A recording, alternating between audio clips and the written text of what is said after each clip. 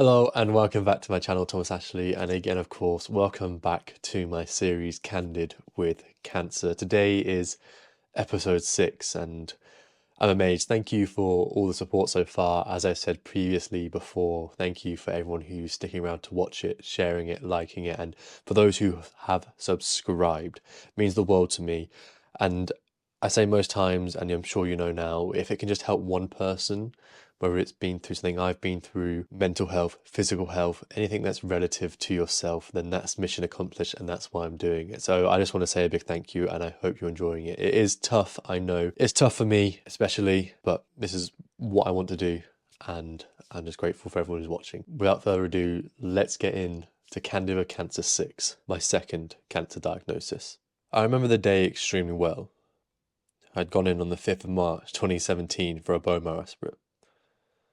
Something that was happening every 3 to 4 months. Throughout March, I was just waiting for results.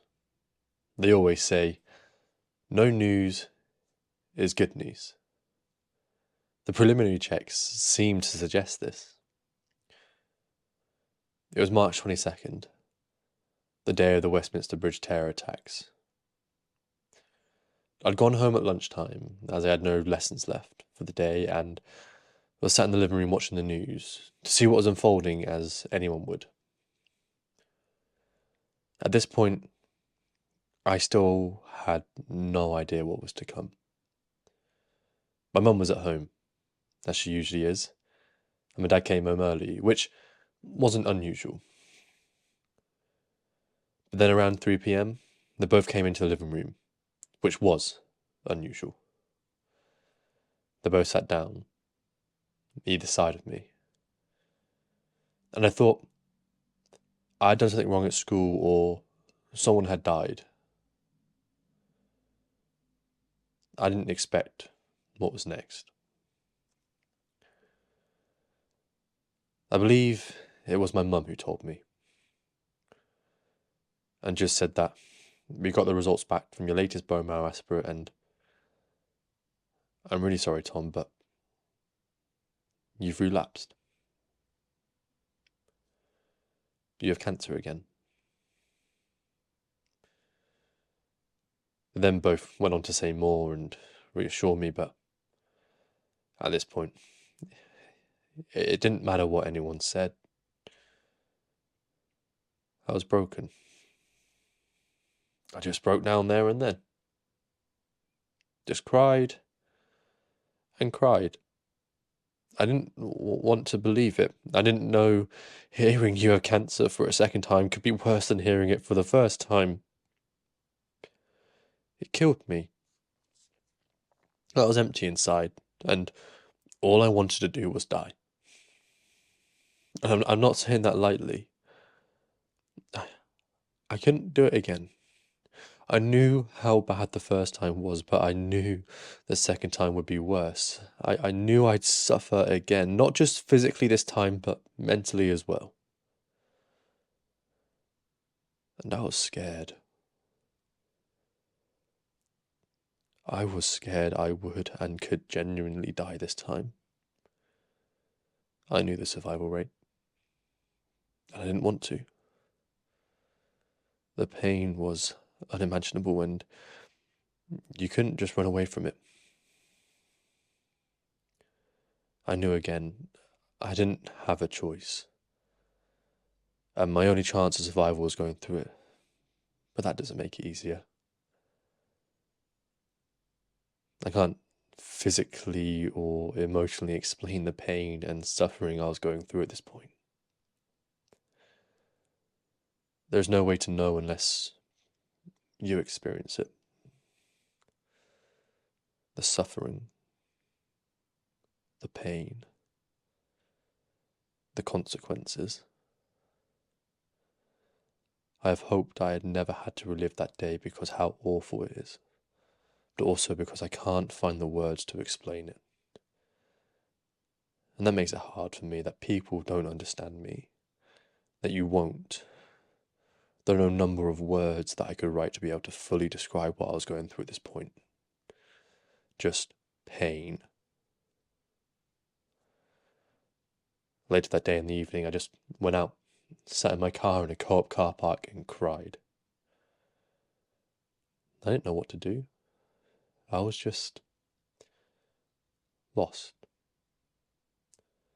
I'd just become a prefect, which is what I always wanted.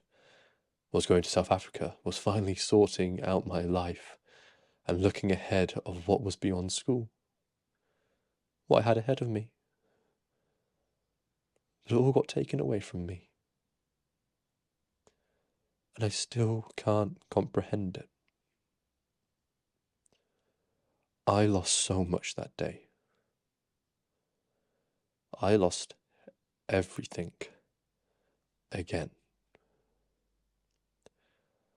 I was given a date in April which I would go into the hospital and start my treatment. Easter was just around the corner, so I stayed at school, but I struggled.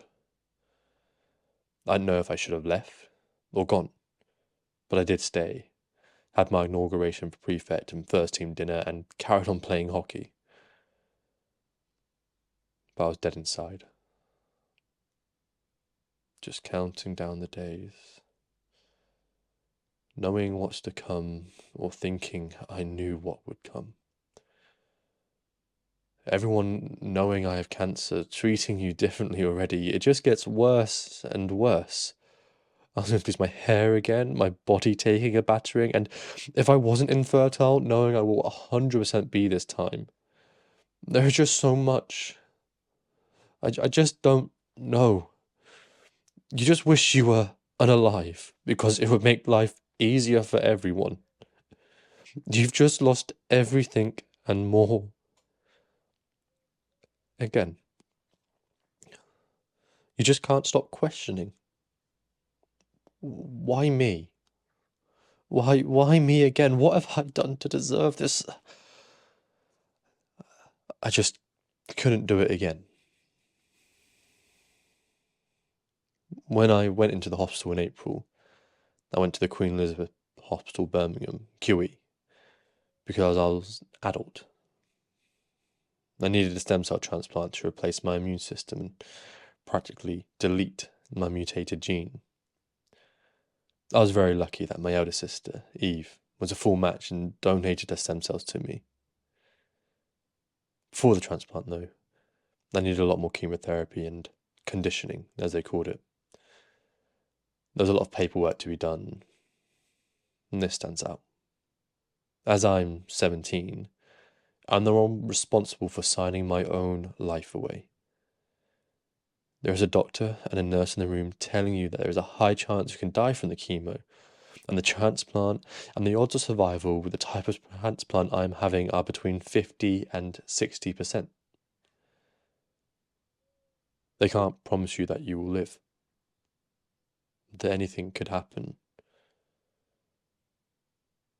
But you sign these sheets because you have no other choice.